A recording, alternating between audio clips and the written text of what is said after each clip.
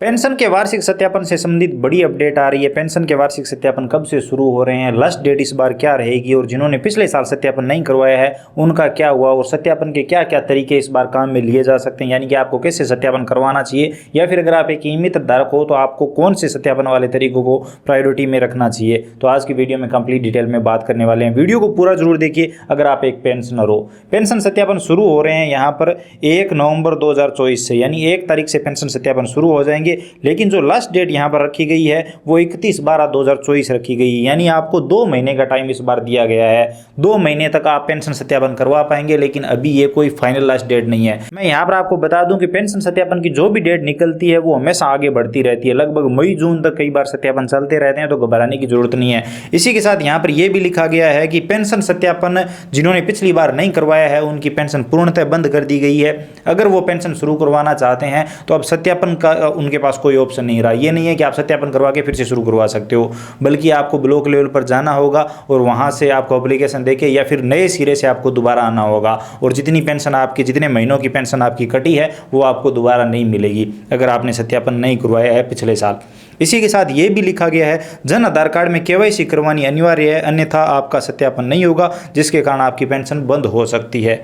सबसे जरूरी अपडेट यही है कि अगर आपकी जन आधार कार्ड की केवाईसी नहीं हो रखी तो आप पेंशन सत्यापन नहीं करवा पाएंगे।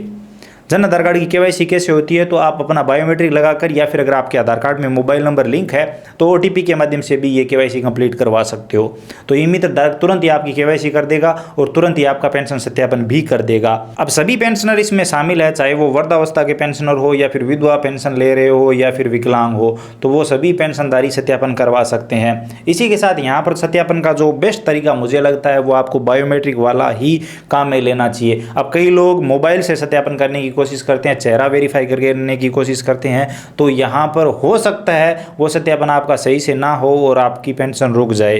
तो 150 बचाने के चक्कर में आप 1000-2000 रुपए खो बैठोगे या फिर इससे भी ज़्यादा, आपको ज़्यादा चक्कर लगाने पड़ सकते हैं। इससे अच्छा है आप ई मित्र धारक के पास जाइए और बायोमेट्रिक से पेंशन सत्यापन करवाइए, यानी फिंगरप्रिंट लगाकर पेंशन सत्यापन करवाइए। जिन पेंशनरों के फिंगरप्रिंट नहीं आ रहे हैं उनके लिए सबसे बेहतर तरीका है आइरिस वाला। आंखों को स्कैन करके जो पेंशन सत्यापन किया जाता है वो बेहतर तरीका है। आप ई मित्र धारक हो तो वही काम में लीजिए जिन पेंशनरों के यहाँ पर बायोमेट्रिक नहीं आ रहे हैं। और यहाँ पर मैं अपना बताऊं तो मैं ज़्यादातर आइरिस वाला ही काम में लेता हूँ बायोमेट्रिक की जगह पर भी, क्योंकि आइरिस से पेंशन सत्यापन चुटकियों में हो जाता है और बायोमेट्रिक आता नहीं है। नॉर्मली इस टाइम खेती का काम रहता है, लोगों के तो हाथ वगैरह खराब होते हैं तो वो दिक्कत आती है। तो आप इस बार मंत्रा की आइरिस मशीन खरीद सकते हैं अगर आप पेंशन सत्यापन ज़्यादा करते हैं। बाकी अगर आप एक आमजन हो, पेंशनर हो, तो आप सभी से मेरी गुजारिश है कि ई मित्र धारक के पास ही पेंशन सत्यापन करवाएं। आप मोबाइल से या फिर घर पर करने की कोशिश ना करें, क्योंकि रिस्क है इसमें। हाँ, हो सकता है हो जाएगा सत्यापन घर पर अगर आप करेंगे तो कहीं ना कहीं हो सकता है, लेकिन ये भी हो सकता है कि आप कोई ऑप्शन गलत चुन ले, वहाँ पर कई ऑप्शन चुनने पड़ते हैं और आपकी पेंशन बंद हो जाए और इसकी पूर्ण जिम्मेवारी आपकी खुद की होगी और उसके बाद ऐसे ही वापस शुरू नहीं होगी। एक बार अगर आपने गलत सत्यापन कर दिया तो ये नहीं है कि उसको सुधारा जा सकता है, उसके बाद तो बंद ही होगी पेंशन। और ई मित्र धारक को तो भी सुन लीजिए, इस बार क्लियरली कहा गया है अगर पेंशन सत्यापन में आपने कोई भी गलती की, वहाँ पर जो ऑप्शन चुनने होते हैं कि पेंशनर की दोबारा शादी हो गई है कि नहीं, आय मापदंड के बारे में, इसके अलावा सरकारी नौकरी के बारे में, तो वो सब जो ऑप्शन है उनमें से अगर आप कोई भी गलत चुन लेते हो और अगर पेंशनर की पेंशन बंद हो जाती है, जो कि गलत चुनते ही बंद होगी, तो इसकी पूर्ण जिम्मेवारी आपकी होगी और आप पर उचित कार्रवाई भी की जा सकती है। आपका ई मित्र लाइसेंस कैंसिल किया जा सकता है। तो आई होप आप सबको समझ में आ गया होगा। तो धनाधन पेंशन सत्यापन करवाइए, शुरुआत में ही करवा लीजिए, लास्ट डेट का इंतजार मत करिए अगर आप एक पेंशनर हो।